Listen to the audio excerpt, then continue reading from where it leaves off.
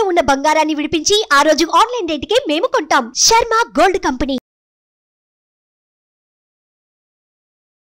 నమస్తే, welcome to Suman TV. నేను మీ anchor Usha. July మాసానికి సంబంధించి ప్రతి ఒక్కరు కూడా 12 రాశుల వారికి అసలు ఏ విధంగా ఉండబోతుంది, మా రాశి వారు ఏ జాగ్రత్తలు తీసుకోవాల్సిన అవసరం ఉంది, ఎటువంటి పరిహారాలని పాటించాలని అడుగుతున్నారు. సో వాళ్ళందరి కోసం 12 రాశులు ఏ విధంగా ఉండబోతున్నాయి, ఏ జాగ్రత్తలు వహించాలో సురేష్ గారిని తెలుసుకుందాం. నమస్తే సురేష్ గారు. నమస్కారం అండి ఉషా గారు. జూలై మాసంతో మనం చూసుకుంటే కుంభరాశి వారికి అసలు ఏ విధంగా ఉండబోతుంది అంటారు? సో రాశి ఫలాలు తెలుసుకోవటం చాలా చాలా ఇంపార్టెంట్ అండి. మన మహర్షులు మనకి ఈ జ్ఞానాన్ని ఎందుకు ఇచ్చారంటే లైఫ్ని సుఖంగా సంతోషంగా బతకాలి, ఎఫర్ట్లెస్ జర్నీగా ఉండాలని చెప్పేసి ఉద్దేశంతో ఇట్లా ఇచ్చారండి. సో ఇది మన అదృష్టం. మనం దీని గురించి మాట్లాడుకోవటం, రాశి ఫలాలు చెప్పుకుంటే మనుషులే కాదండి, పక్కన ఉన్న నేచర్ కూడా ఉంటుంది, అవి కూడా సంతోషపడతాయండి. ఎందుకంటే అవి ఆ క్రియేచర్స్ కూడా ఒక పర్టికులర్ నక్షత్రంలో రాశిలో పుట్టే ఉంటాయి కాబట్టి అండి.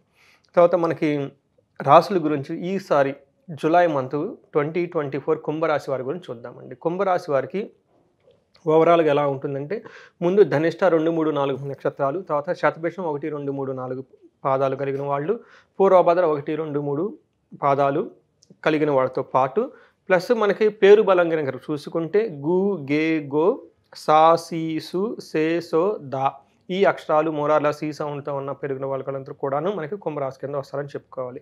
మన గ్రహస్థితి కనుక చూస్తే ఈ మంత్లో కొంచెం గ్రహస్థితి ఎక్కువగా ఉందండి. ఈ ప్లానెట్స్ బాగా చేంజెస్లో ఉన్నాయని కానీ మనం గమనిస్తే, సూర్యుడు వచ్చేటప్పటికి కర్కాటక రాశిలో 16వ తారీఖు ఎంటర్ అవుతున్నారండి. కుజుడు వచ్చేటప్పటికి వృషభ రాశిలోకి 12వ తారీఖున, బుధుడు వచ్చేటప్పటికి సింహరాశిలో జూలై 19వ తారీఖున, శుక్రుడు వచ్చేటప్పటికి కర్కాటకలోకి జూలై 6వ తారీఖున వీళ్ళు చేంజెస్ అవుతూ ఉన్నారండి. ఈ చేంజెస్ని బట్టి మనం కనుక గోచార ఫలం కనుక కుంభరాశి వరకు చూసుకుంటే ఎలా ఉంటుందంటే, బ్రాడ్గా చెప్తే ఫస్ట్ 2 వీక్స్ చాలా బాగుంటుందని చెప్పాలి, నెక్స్ట్ 2 వీక్స్ కొంచెం యావరేజ్గా ఉంటుందని చెప్పాలి. ఓవరాల్గా వీళ్ళకి ఒక 70% బాగుంటుంది అనేది మనం ఐడియా చెప్పుకోవచ్చు. మనం కొంచెం డీటెయిల్గా కనుక చూసుకుంటే, మనకి లఘు గోచారం ప్రకారం కనుక చూసుకుంటే ఫస్ట్ 15 డేస్ మీకు ఎలా ఉంటుందంటేనండి, కొంచెం మనసులో బాధపడే అవకాశం ఎక్కువగా ఉంటుంది, కానీ ధనలాభము, విజయము, పుత్రుల వల్ల లాభం కలుగుతూ ఉంటుందండి సూక్ష్మంగా చెప్పుకుంటే. అదే మనకి తర్వాత కనుక మనం చూసుకుంటే, వీళ్ళకి శత్రువులతో గొడవలతో లేకుండా, తర్వాత వచ్చేటప్పటికి మనకి శత్రువులతో ఎలాంటి సంబంధం ఉన్నా కానీ అవకాశం చేసుకుంటారు, అపోజిషన్ ఉంటుంది, ట్రబుల్ ఉంటుందండి. ఇవి వచ్చేటప్పటికి మనకు ఓవరాల్గా 2 పార్ట్స్ అని మనం చెప్పుకోవచ్చు అనమాట. ఇప్పుడు మనం డీటెయిల్గా కనుక చూసుకుంటే గోచారం ప్రకారం 5th వరకు అంటే ఫస్ట్ 2 వీక్స్ వీళ్ళకి ఎలా ఉంటుందంటే కొంచెం ప్రాబ్లంగా ఉంటుంది, కేర్ఫుల్గా ఉండాలి. వాళ్ళకి వచ్చేటప్పుడు సూర్యుడు 5th హౌస్లో ఉండడం వల్ల కొంచెం వీళ్ళకి సోమర్తనంగా, లేజినెస్గా ఎక్కువగా ఉంటుందండి. హృదయంలో ఏదో అనవసరమైన ఒక ఫీలింగ్, ఒక సంఘటన ఉంటుంది. స్నేహితుల వల్ల ఇబ్బంది పడే అవకాశం ఎక్కువ ఉంది. ధనం ఎక్కువగా ఖర్చు చేస్తారు, బుద్ధి బలం కోల్పోతారు, అశాంతిగా ఉంటారనమాట. సంతానంలో ప్రాబ్లంగా ఉండి అనారోగ్యంగా ఉంటాయి అనమాట. అంటే వీళ్ళకి రజతమూర్తి అని చెప్పుకుంటారు. అంటే సూర్యుడు వీళ్ళకి అంత ఫేవరబుల్గా రిజల్ట్ ఇవ్వటం లేదు, మోడరేట్ రిజల్ట్స్ ఇస్తారనమాట. 16th తర్వాత ఎలా ఉంటుందంటే చాలా బాగుంటుంది అనమాట. సన్ వచ్చేటప్పుడు వీళ్ళకి అనుకున్న పనులన్నీ అనుకున్న విధంగా అయిపోతూ ఉంటాయి, శరీరంలో చాలా యాక్టివ్గా ఉంటారు, సంతోషంగా ఉంటారు. ఈ టైంలో వీళ్ళకి వస్త్రలాభం, ధనలాభం, ధాన్య లాభం కూడా చూపిస్తూ ఉంది కాబట్టి వీళ్ళకి గిఫ్ట్లు అవన్నీ వచ్చే అవకాశం ఎక్కువ ఉంది. తర్వాత ఏదైనా కనుక కష్టం అంతకుముందు పడి ఉంటే ఆ తర్వాత పడిన కష్టాలన్నీ పోయి అనుకున్న పనులన్నీ చాలా భయంగా ఉంటాయి, చాలా ధైర్యంగా ఉంటారు. ఏదైనా కనుక పని చేస్తే అనుకున్న విధంగా పని అవుతుందండి. ఇది ఒక మంచి టైం 15 తర్వాత అని మనం చెప్పుకోవాలన్నమాట. తర్వాత అదేవిధంగా మనం కనుక చూసుకుంటే మార్స్ వచ్చేటప్పటికి 3rd హౌస్లో ఉన్నారండి. వీళ్ళు 3rd హౌస్లో ఉండటంతో ఫస్ట్ 15 డేస్ వీళ్ళకి చాలా అనుకూలంగా ఉంటుంది. ఏ విధంగా అనుకూలంగా ఉంటుంది? ఆరోగ్యం పరంగా బాగుంటుంది, నిత్యం సంతోషంగా ఉంటారు, బంధువులతో కలుస్తారు, ధనలాభం చూపిస్తుంది, సంతానం సౌఖ్యంగా ఉంటుంది, ఇష్టమైన కోరికలన్నీ పనులన్నీ జరుగుతాయి, స్థాన లాభం కూడా చూపిస్తుంది. వాళ్ళకున్న పొజిషన్ కానీ, ప్రమోషన్స్ కానీ ఇవన్నీ వచ్చే అవకాశం ఎక్కువగా ఉందండి. టోటల్గా మనం చూసుకుంటే మార్చ్ 15th వరకు చాలా బాగున్నాడని చెప్పుకోవాలన్నమాట. ఆ తర్వాత 4వ ఇంట్లో ఉండటం వల్ల లోహమూర్తి కాబట్టి కొంచెం బంధువులతో గొడవ అయ్యే అవకాశం ఎక్కువగా ఉంది, రోగపీడ ఎక్కువగా ఉంది, తర్వాత అందరితో గొడవ పడే అవకాశం ఎక్కువ ఉంది, ఆరోగ్య భంగము, బంధువులతో చిరాకుకు, మిత్రద్రోహము, స్థాన భ్రంశము, ఉదరకోశకు సంబంధించిన వ్యాధులు ఇవన్నీ చూపిస్తుంది అని చెప్పుకోవాలన్నమాట. తర్వాత శుక్రుడు వచ్చేటప్పటికి ఫస్ట్ 15 డేస్, ఫస్ట్ మనకి 5th డేస్ కనుక మనకి 7 డేస్ మనకి 5 డేస్లో కనుక చూసుకుంటే వీళ్ళకి పరివారంతో కలిగి ఉండటం, తర్వాత ప్రతిదినము చక్కగా ఉండటము, సుఖంగా భోజనం చేయటము, ధనధాన్య వృద్ధి, తర్వాత అర్ధ లాభం, ఏదైనా కనుక పని అనుకుంటే దాంట్లో లాభం రావటం, శత్రువుల యొక్క నాశనం చూపిస్తూ ఉంది, తృప్తిగా ఉంటారు, సుఖంగా ఉంటారు. సో వీళ్ళు కూడా మనకు వచ్చేటప్పటికి 5th హౌస్లో వీనస్ ఉండటం వల్ల చాలా బాగుందని మనం చెప్పుకోవాలన్నమాట. ఆ తర్వాత 6వ స్థానంలో మనకి వీనస్ ఉండటం వల్ల లాస్ట్ వీక్లో వచ్చేటప్పటికి తర్వాత నెక్స్ట్ 15 days వచ్చేటప్పటికి అంత వాళ్ళకి సరిగా ఉండదని మనం చెప్పుకోవాలి. శత్రుపడి ఎక్కువగా ఉంటుంది, బంధువులతో గొడవ పడతారు, కుటుంబాలతో గొడవ పడే అవకాశం ఎక్కువగా ఉంది, వృధా ప్రయాసాలు ఎక్కువగా ఉంటారు. అంటే ఏదైనా పని చేస్తే అనవసరంగా అందులో నుంచి వాళ్ళకి లాభం రాదనమాట, అవమానాలు ఎక్కువ జరుగుతూ ఉంటాయి అన్నమాట. ఈ విధంగా మనకి వీళ్ళకి శుక్రుడిని ఒక చూసుకుంటే ఫస్ట్ 2 weeks కొంచెం బాగుండి ఆ తర్వాత వాళ్ళకి కొంచెం యావరేజ్గా ఉందని చెప్పుకోవాలన్నమాట. ఓవరాల్గా ఒక 70% బాగుందన్నమాట. అయితే నక్షత్రం ప్రకారం కనుక మనం చూసుకుంటే ధనిష్ట నక్షత్రం వాళ్ళకి కానీ, శతభిష వాళ్ళకి కానీ, పూర్వభాద్ర కానీ ధనానికి సంబంధించి ఎలాంటి లోటు ఉండదు, ధన ప్రవాహం అయితే చూపిస్తూ ఉంది.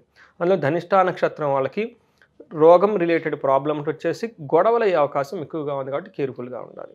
శతభిష నక్షత్రం వాళ్ళకి ధనలాభం చూపిస్తుంది, గొడవలయ్యే అవకాశం చూపిస్తూ ఉంది, రోగం వచ్చే అవకాశం కూడా ఉంది కాబట్టి కేర్ఫుల్గా ఉండాలి. అయితే వీళ్ళందరికీ ఒక 2 మన పూర్వభాద్ర వచ్చేటప్పటికి వీళ్ళకి ధన ప్రవాహం చూపిస్తుందండి. వీళ్ళకి తర్వాత వచ్చేటప్పటికి కొంచెం ఈ పూర్వభాద్ర నక్షత్రం వాళ్ళు జాగ్రత్తగా ఉండాలి. ఎందుకంటే వీళ్ళకి రోగము చూపిస్తుంది, భయం చూపిస్తుంది, కలహం చూపిస్తుంది, బంధనం చూపిస్తుందండి. ఏదో ఒక విషయంలో గొడవల ద్వారా కానీ మీరు అనుకున్న విషయాన్ని ప్రోగ్రెస్ కాకుండా బంధింపబడిపోతారు, లాక్ అయిపోతారు. ఈ పూర్వభాద్ర నక్షత్రం వాళ్ళు ఈ కుంభరాశిలో పూర్వభాద్ర నక్షత్రం కొంచెం కేర్ఫుల్గా ఉండాల్సిన టైం అండి. వీళ్ళకి కొంచెం ఎక్కువగా నెగిటివ్గా చూపిస్తుంది. బట్ అదే ధనిష్ట శతభిష కానీ వాళ్ళకి రాజ్యలాభం చూపిస్తుంది, అధికారులను కలుస్తారు, అన్నీ బాగుంటాయి. బట్ ఓన్లీ ప్రాబ్లం ఏంటంటే కలహము, రోగము ఎక్కువగా ఉంది. బట్ ఓన్లీ పూర్వభాద్ర నక్షత్రం వాళ్ళకి కొంచెం కేర్ఫుల్గా ఉండాల్సిన టైం ఎక్కువగా ఉంది.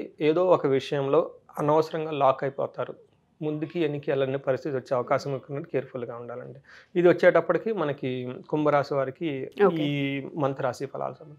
Sure sir, thank you. So ఎవరైనా సరే మాస ఫలాలు చూసిన తర్వాత పర్సనల్గా మేము జాతకం చూయించుకోవాలనుకుంటున్నాం, మాకు ఈ సందర్భంలో కలిసి రావట్లేదు, ఒకసారి పరిహారాలు చేయించుకోవాలనుకుంటున్నామని అడుగుతూ ఉంటుంటారు, మనం అపాయింట్మెంట్ తీసుకునే అవకాశం ఉంటుంది? సో ఉషా గారు 2 మిషన్లు అండి, 2 కాదు 3 మిషన్లు అండి. ఫస్ట్ ఈ మన పూర్వీకుల ప్రకారం ఏంటంటే ప్రతి ఇంట్లో ఒక జ్యోతిష్యం తెలిసిన వాళ్ళు ఉండాలండి. అసలు ఆ ఫ్యామిలీలో ఉండే వాతావరణం డిఫరెంట్ అండి. వాళ్ళు ఎంతో మెచ్యూరిటీ ఉంటుంది, ఒక పరిణితి ఉంటుంది, చాలా హ్యాపీగా ఉంటారండి. వాళ్ళకి ఇంట్లో మ్యారేజెస్ కానీ అన్నీ చాలా బాగుంటాయండి. అంటే అప్స్ అండ్ డౌన్స్ ఉంటాయి, బట్ ఒక ఉన్నతంగా ఉంటుంది. అందుకని ప్రతి ఇంట్లో జ్యోతిష్యం తెలిసిన వాళ్ళు ఉండాలి. కాబట్టి ఒక చిన్న జ్యోతిష్యానికి సంబంధించిన కోర్సు మన యాన్ సిస్టమ్ మన పురాతన గ్రంథాల నుంచి తీసుకుంటే ఒకటి డిజైన్ చేయడం జరిగిందండి. ఇష్టమైన వాళ్ళు ఆ కోర్సుని చేసుకుంటే చాలా బాగుంటుంది ఒకటండి. రెండోది వచ్చేటప్పటికి మనకి చాలా ప్రాబ్లమ్స్ ఉంటాయండి, మన ఫ్యూచర్ ఎలా ఉంటుందో తెలియదన్నమాట. సో ఏదైనా కనుక వాళ్ళకి ఇండివిజువల్గా ప్రాబ్లమ్స్ ఫేస్ చేస్తూ ఉంటే మనల్ని కనుక కన్సల్ట్ అయితే మన వాళ్ళకి కౌన్సిలింగ్ ఇవ్వచ్చండి. ఆస్ట్రాలజికల్ పరంగా వాళ్ళ స్ట్రెంత్ ఏంటి, వీక్నెస్ ఏంటి, ఏది ఎలా ఉంటుందని చేయొచ్చు అనమాట. ఇవి కాకుండా కొంతమంది జాతక చక్రం బాగున్న అంటే చాలా స్పెసిఫిక్ ప్రాబ్లమ్స్ ఫేస్ చేస్తుంటారన్నమాట. వ్యాపారం ఎంత చేసినా ఎక్కి రాకపోవటం కానివ్వండి, లేదంటే జాతకాలు బాగుంటాయి కానీ వివాహం అయిన తర్వాత గొడవలు, డైవర్స్ తీసుకోవటం కానీ ఇట్లా ఈ టైపు కొన్ని ఇష్యూస్ ఎక్యూట్గా ఉంటాయి అనమాట. ఇలాంటి వాళ్ళు కూడా ఎవరైనా కనుక మనకు కన్సల్ట్ అయితే మనం వాళ్ళకి హెల్ప్ చేయొచ్చు అండి ఉషా గారు. షూర్ సార్, తప్పకుండా. అండ్ కనకదార కూడా ఈ మంత్ ఏమన్నా మనం చేసే అవకాశం మనం ఎప్పుడు అనుకుంటున్నాం కదండి, ఇండియాలో పుట్టిన వాళ్ళు ఎవరు ధనానికి లోటు ఉండకూడదండి, అన్నానికి, ధనానికి, భోగానికి లోటు ఉండకూడదండి. మనం అందుకనే పుట్టిన వెంటనే ఫస్ట్ ఆయుష్, నెక్స్ట్ ఆరోగ్యం, నెక్స్ట్ ఏం చేస్తాం, భోగం అనుభవించాలి కదండి. అప్పులు పెట్టుకొని డబ్బులు లేకుండా ఇలా ఈ సిచ్యువేషన్ ఉండకూడదండి. కానీ మహర్షులు మనకి ఎంతో జ్ఞానాన్ని ఆల్రెడీ ఇచ్చేసారండి, హోమాల రూపంలో, యజ్ఞాల రూపంలో, స్తోత్రాల రూపంలో. ఈ ప్రోగ్రామ్ని కనుక మనకి అటెండ్ అయితే వాళ్ళకి ధనధాన్యాలు వస్తాయని చెప్పేసి శాస్త్రంలో అవి మనం ఆ ద్వారా వాళ్ళకి హెల్ప్ చేయొచ్చండి. ఎవరికైనా సరే అప్పులు బాధ ఉన్నా, తర్వాత బిజినెస్లో డబ్బులు ఎక్కువ రాకపోయినా కానీ అలాంటి వాళ్ళకి మనం హెల్ప్ చేయొచ్చు. Sure sir, thank you sir, thank you so much. So ఎవరైనా సరే మా ఈ ఎపిసోడ్ చూసిన తర్వాత పర్సనల్గా జాతక రీత్యా ఎవరైనా కన్సల్ట్ అవ్వాలి అనుకున్నా, జాతకం చూపించుకోవాలి అనుకున్నా, పరిహారాలు చేయించుకోవాలి అనుకున్నా, లేదా కనకదార హోమంకి సంబంధించి ఎవరైనా డీటెయిల్స్ తెలుసుకోవాలి అనుకున్నా, ఎస్పెషల్లీ డివోర్స్ కేసెస్కి సంబంధించి ఇబ్బందులు పడుతూ ఉన్నా, లేదా ఫైనాన్షియల్ ఇబ్బందులు పడుతూ ఉన్నా, వాటికి సంబంధించి హోమాలు కూడా ఉంటూ ఉంటాయి. పరిష్కారం అనేది ఖచ్చితంగా ఉంటూ ఉంటుంది. కింద స్క్రోల్ అవుతున్న కాంటాక్ట్ నెంబర్ని కాంటాక్ట్ చేస్తే సురేష్ గట్టి మీకు పూర్తి వివరాలు అందిస్తారు. Thank you. సుమన్ టీవీలో మీ పర్సనల్ అండ్ బిజినెస్ ప్రమోషన్స్ కోసం కింది నెంబర్కి కాంటాక్ట్ చేయండి.